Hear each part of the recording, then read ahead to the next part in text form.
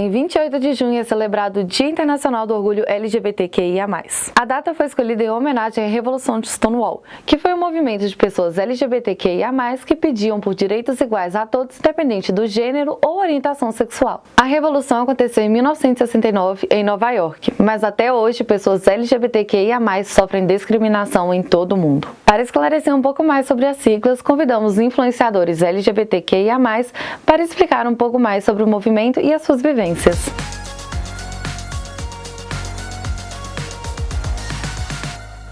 você, meu nome é Juliana Arve, eu sou cantora, compositora, digital influencer e tenho 24 anos e hoje eu tô aqui para bater um papo bem bacana com vocês sobre vivência lésbica e a gente já vai começar falando justamente sobre como que é essa vivência na sociedade. Então a gente começa que é muito difícil a gente ter representatividade lésbica real. Por lésbica, sapatão, serem termos que parece que remetem a coisas negativas, né? Parecem ser palavras pejorativas. Então, muitas mulheres que são lésbicas ou sapatão têm muito receio de usar essas palavras, dificultando o que a gente entenda e se encontre em espaços, né? Então, hoje em dia, a gente não sabe quais artistas são realmente lésbicas, quais são bissexuais, quais são pan, por essas mulheres não levantarem a bandeira. E a narrativa lésbica acaba sendo varrida para baixo do tapete. E quando acontece, das vezes, algumas artistas se posicionarem, falarem que são lésbicas, muitas vezes isso vem de forma hipersexualizada, né? Sempre colocando a outra mulher como objeto e sempre de uma forma heteronormativa, onde uma das mulheres dentro da relação interpreta o papel do homem e a outra interpreta o papel da mulher, né? Sendo que não existe isso dentro de um relacionamento lésbico, são as duas mulheres se relacionando, independente do jeito de uma, independente do jeito da outra. Bom, as principais lutas de mulheres lésbicas, acho que já até fazendo um link com o que eu acabei de falar aqui, né? Que é justamente isso. Uma das dificuldades é não encontrar mulheres que são realmente lésbicas, que levantam a bandeira, que tenham alcançado espaços, né? Que se posicionam como uma lésbica política. A segunda é a heteronormatividade, que está dentro de todos nós, infelizmente. E isso acaba afetando as relações lésbicas, né? Porque elas acabam tendo uma visão heteronormativa, então desconstruir isso é bem importante.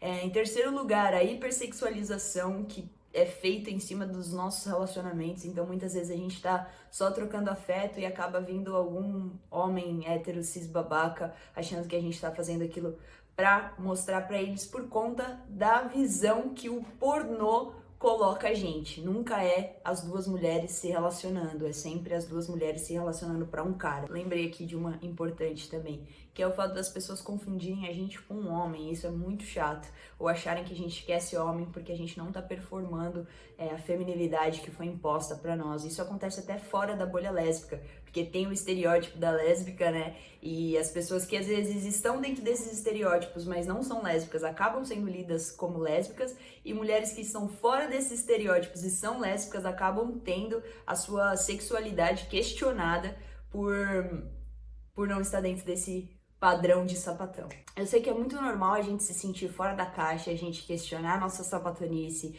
principalmente se a gente tá fora do padrão sapatão, de boné pra trás, cabelo raspado e etc. Mas eu quero dizer que a sua identidade ou a forma como você escolhe se expressar não invalida a sua orientação sexual. Você é foda, você importa, você é digna de amor e você merece muitas coisas boas. Às vezes a gente, por ser lésbica, não se vê tão representada, a gente duvida da nossa capacidade de amar e ser amada, mas isso não tem nada a ver. A gente tá aqui, a gente existe e a gente continua resistindo todos os dias.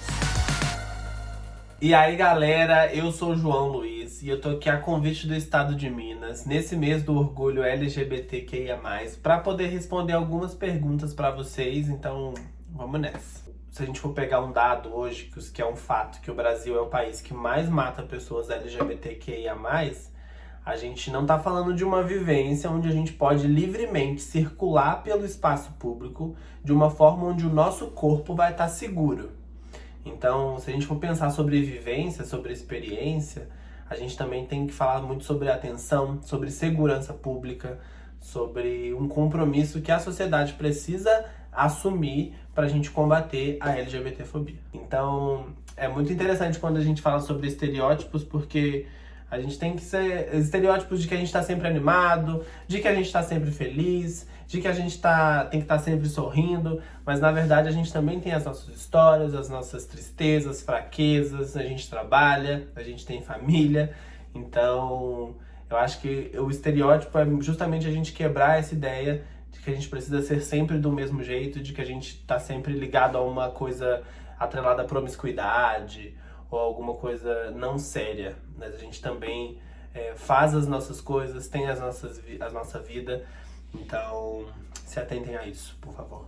Quando a gente vai falar sobre preconceito, não necessariamente a gente vai ser só no ambiente de trabalho aqui, né? Eu já sofri no ambiente de trabalho, mas fora de casa e tal.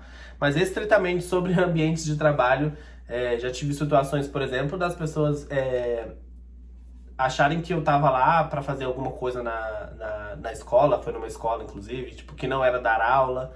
Já aconteceu de alguém virar pra mim e falar assim, nossa, mas você nem parece gay. Nossa, mas que desperdício. E aí a gente tem que se atentar também que o preconceito nem sempre ele vai estar somente relacionado a um tipo de agressão física, alguma coisa que a gente vai visualizar assim fisicamente, né? O preconceito e a LGBTfobia, ela também está no nosso discurso e a gente precisa identificar dentro do discurso quais são esses problemas pra gente conseguir construir junto uma possibilidade de uma sociedade que respeite as diferenças e que lute contra a LGBTfobia. Essa vida do online, ela tira um pouco das pessoas que estão lá do outro lado da tela, essa pessoalidade das coisas, né? As pessoas criam uma coragem para poder dizer e poder comentar nas suas fotos ou te mandar uma direct sobre você, sobre a sua aparência, sobre a sua sexualidade. Então eu fico muito assustado quando eu vejo comentários do tipo que chegam pra mim nas minhas mensagens, que são coisas que se eu escutasse pessoalmente, me doeria muito. E me dói muito quando eu vejo online, sabe? Mas toda vez que eu recebo esse tipo de comentários, eu fico muito apegado aos comentários positivos que eu recebo. Porque ao mesmo tempo que eu recebo ataques e comentários homofóbicos nas minhas publicações, eu recebo muito comentário de muita gente bacana e de muita gente que gosta de mim e que de alguma forma se identificou comigo. Eu tô muito feliz de ter recebido esse convite para poder estar aqui conversando com vocês. Muito obrigado. Para todo mundo que tá assistindo, um beijo, um abraço de muito respiro, de muita luta, de muito carinho, porque eu acredito que é junto que a gente vai construir uma sociedade melhor e que respeite a gente da forma como a gente é, tá bom?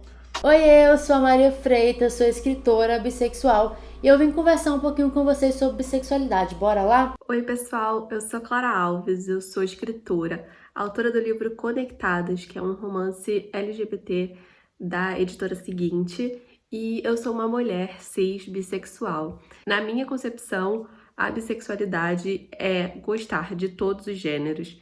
E algumas pessoas definem isso como gostar de 2 ou mais gêneros, mas eu acho que isso ainda é uma visão muito binarista da bissexualidade. Muitas pessoas perguntam, Clara, mas se não é gostar de 2 gêneros, então por que é bi? Esse bi tem todo um contexto histórico que, na verdade, fala muito mais sobre a pessoa do que sobre por quem ela se interessa, porque acreditava-se que a bissexualidade era uma mistura da homossexualidade com a heterossexualidade, então por isso que é bi, mas não é gostar de apenas 2 gêneros. Primeira coisa que a gente tem que entender, existem bissexuais de todos os tipos, não tem uma vivência única. Tem bissexual em relacionamentos com pessoas do mesmo gênero, bissexuais em relacionamentos com pessoas de gêneros diferentes, bissexuais em nenhum relacionamento, mulheres bi, homens bi, pessoas não binárias bissexuais. Então não tem uma maneira única de ser bissexual, não existe uma única vivência. Inclusive, na minha opinião, uma das principais lutas da comunidade bissexual é justamente essa: mostrar para a sociedade que as nossas vivências elas são plurais, que não tem um jeito único de ser bi. É a parte, não metade um, metade outro, 50% um, 50% outro, meio do caminho. Nós não somos homossexuais ou heterossexuais incompletos, nós somos bissexuais. Existe toda uma construção estereotipada de que a bissexualidade ela é promíscua, todos os bissexuais vão trair, todos os bissexuais não são pessoas confiáveis. E a gente precisa desconstruir essa visão única de pessoas bissexuais na sociedade. E como uma mulher bi que cresceu nessa sociedade muito preconceituosa em relação a pessoas LGBT em geral, mas também em relação a pessoas bi, de achar que era uma fase, de achar que são pessoas promíscuas, que querem pegar todo mundo, que nunca vão ser fiéis, que vão sempre não ser monogâmicos. Pra mim, foi muito difícil me aceitar como uma mulher bi. Eu tive muita dificuldade de entender isso.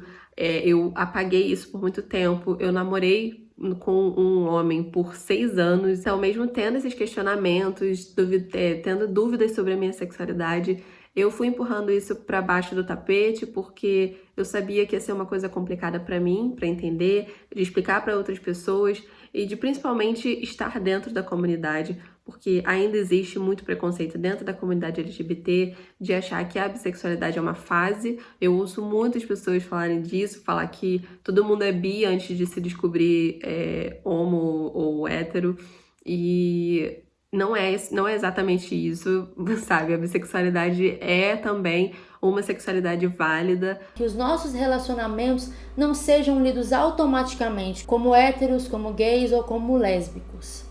Isso, inclusive, já chegou a acontecer comigo, assim, de pessoas verem uma foto minha com a minha noiva e acharem que eu sou lésbica porque eu estou no relacionamento com uma mulher, por exemplo. Isso acontece muito. A gente vê um casal entre um homem e uma mulher na rua e a gente já automaticamente acredita que aquele seja um casal hétero e que todas as pessoas daquele casal sejam héteros. Óbvio que algumas pessoas já me perguntaram, mas então como que você namora um homem se você é bissexual? Tipo, como se isso invalidasse a minha bissexualidade. Essa necessidade que eu tenho de mostrar para o mundo a bissexualidade como algo plural é o que me faz escrever os meus livros. Eu sempre escrevo personagens bissexuais diferentes uns dos outros, porque eu acho que a gente precisa desconstruir essa ideia de que a bissexualidade é uma coisa só, com urgência. A gente é válido, a gente existe do nosso jeito, e o nosso jeito, ele é plural. Tá tudo bem você ser do jeito que você é, você amar do jeito que você ama, você existir do jeito que você existe. Tá tudo bem ser você. Olá, meu nome é Lua Zanella, eu sou estudante de cinema e audiovisual e sou cantora. Olá, meu nome é Guilhermina Xavier e eu sou atriz. Para mim, ser trans é ter coragem de ser quem é. É enfrentar o espelho no primeiro momento, as pessoas ao seu redor e a sociedade que insiste em marginalizar nossos corpos. Quando se fala de vivência trans no Brasil, a gente fala num lugar de muita dor, porque o Brasil é o país que mais mata mulheres trans do mundo. E paralelo a isso, o Brasil é o país que mais consome pornografia de mulheres trans do mundo também. É lidar com olhares, com agressões físicas e verbais. Resistir. Quando se fala da nossa vivência, a gente precisa também sempre lembrar do acesso. A gente não tem acesso a oportunidades de emprego e é por isso que a maioria das mulheres trans acabam indo para a prostituição. Assim também como nos negam direito a banheiro, até mesmo usar um banheiro precisa ser uma luta. Então, quando se é uma pessoa trans, a partir do momento que você coloca o pé para fora de casa, a gente sabe que a gente vai ter uma luta para enfrentar, a gente sabe que a gente vai ter um olhar maldoso em cima dos nossos corpos, simplesmente por a gente ser quem a gente é. Então eu fiz uma música sobre isso, que levanta esses questionamentos e fazem com que vocês parem um pouquinho para pensar. Quantas pessoas trans você escuta no seu fone? E recentemente eu lancei meu EP Dama de Paus, que já está disponível em todas as plataformas digitais. Então ajudem a se travesti aqui, dá o stream pra ela, dá o engajamento, porque ela merece. Olá, prazer, o meu nome é Briana Nasky, sou streamer, youtuber, criadora de conteúdo online desde 2011. Oi, prazer, eu sou o Cup, sou criador de conteúdo para as plataformas do YouTube e Instagram em @apenascup e também tenho um podcast que se chama Garotrans. Sou uma pessoa trans não binária. Isso significa que eu não me identifico com o que a sociedade entende necessariamente por apenas homem ou mulher. Eu sou Briana Nasky e construo a minha jornada descobrindo formas diferentes de compreender aquilo que vai além da minha vida. Isso não é confusão, muito pelo contrário. Para mim, construir minha identidade é algo completamente desrelacionado das concepções de gênero. Ser homem, ser mulher, não faz de mim quem sou. Eu sou Cup, e para mim isso é mais do que o suficiente. Por definição, toda pessoa não binária é trans. Trans significa não se identificar com o gênero que a sociedade espera com que você se identifique. E o que esperam que todos sejamos, seja ou homem ou mulher, a depender do seu corpo, do corpo que você tem. E ninguém impõe que sejamos não binários. Então toda pessoa que se identifica de forma diferente de homem ou mulher também vai ser uma pessoa trans. Vai ser uma pessoa que transcendeu as expectativas da sociedade. Então a luta de homens trans, mulheres trans, travestis e pessoas não binárias anda extremamente junta. Claro que todas essas realidades vão ter suas próprias pautas e suas próprias especificidades, e isso não deve ser tirado de consideração. Eu cresci num período onde eu não tinha representatividades como temos hoje em dia. Eu não tinha internet com a facilidade e diversidade que a gente encontra nos dias atuais. Era televisão, era dentro de casa. E dentro desses espaços eu nunca me senti representada por nada. E isso me fazia não ter esperança de um futuro para mim. Portanto, quando eu percebi que tudo aquilo que tanto eu carregava com peso dentro do meu coração era apenas pensamentos de pessoas que desejavam um ódio e compartilhavam do preconceito, eu tive a certeza que a minha existência era válida, que a minha existência era importante. Então, eu faço da minha existência uma forma de celebração. Porque talvez você possa não entender o que significa ser uma pessoa não binária. Você pode não entender o que significa ser uma pessoa trans. Mas você sabe qual é o sentimento de não ser respeitado. Você sabe qual é o sentimento de ser humilhado. Isso são coisas que, inevitavelmente, todas as pessoas vão passar um dia. Então, para que reproduzir isso para alguém? E talvez a maior atitude para quebrar esses estereótipos seja o óbvio mesmo, a busca pela informação. Porque apenas com informação conseguiremos quebrar esse sistema que nos vê de forma tão desumana. E no fim, o que queremos é realmente poder existir sendo quem somos e sendo vistos pela sociedade, pelo nosso país, da mesma forma que todas as outras pessoas são, usufruindo dos mesmos direitos. Ser pan significa que gênero não é um fator que faz diferença no momento de eu me interessar ou não por alguém. Particularmente, eu acho que num relacionamento, o mais importante está nas atitudes e na personalidade da pessoa com quem eu estiver. Olha, na prática, os significados são bem parecidos. Bi é se sentir atraído por 2 ou mais gêneros, enquanto pan é se sentir atraídos por pessoas independentemente de gênero. Aí as pessoas perguntam, mas por que tem 2? Porque, gente, cada termo tem uma história específica. E o motivo que leva cada pessoa a preferir um termo sobre o outro vai variar. O importante é entender que são termos cujos significados podem sobrepor um ao outro, mas eles possuem histórias e contextos diferentes, o que pode fazer com que uma pessoa se identifique mais com um termo do que com outro. Mas não fique confuso com isso, porque independentemente do termo, ambos são aliados e fazem parte da mesma luta.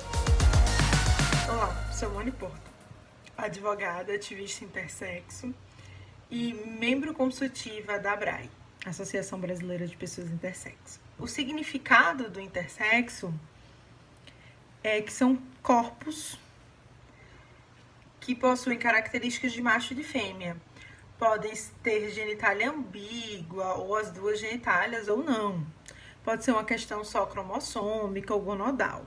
Então, são essas 2 características no corpo, mas podem ser apresentadas de diversas formas. As vivências das pessoas intersexo são vivências normalmente diferentes das vivências das pessoas endossexo. Muitas pessoas que são intersexo não sabem que são intersexo. Só descobrem depois de muito tempo. Algumas pessoas sabem ao nascer, pela questão da própria genitália ambígua.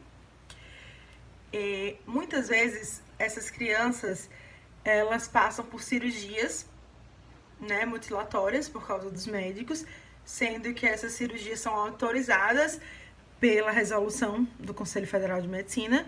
Então, não tem como a gente criminalizar essas cirurgias. Outra coisa importante de falar é que tem pessoas que se consideram hermafroditas. E a gente não pode, simplesmente porque algumas pessoas intersexo não gostam do termo, anular as pessoas que se consideram hermafroditas. Então, tem pessoas que se consideram hermafroditas, que nasceram com as 2 genitálias e são pessoas hermafroditas. A gente não pode dizer o contrário. Só quem pode dizer quem você é você mesmo. A maior luta das pessoas intersexo aqui no Brasil é existir. Porque a gente não existe na normativa jurídica brasileira. Nós não somos registrados, então você registra masculino e feminino, você não registra intersexo. Outra pauta muito grande do movimento é a questão das mutilações, para ser realmente considerado mutilação e fazer com que essas mutilações parem, porque é a própria pessoa que tem que decidir se vai mudar o corpo ou não. O que eu tenho para dizer para as pessoas intersexo é que a gente tem uma associação, né, aqui no Brasil, que é a Associação Brasileira de Pessoas Intersexo, e que é uma associação que luta muito. E você não está sozinho se você nascer intersexo, se você tem um filho intersexo. Procure a Brai, procure a Thaís, procure a Dione Freitas, me procure. A gente está de braços abertos para poder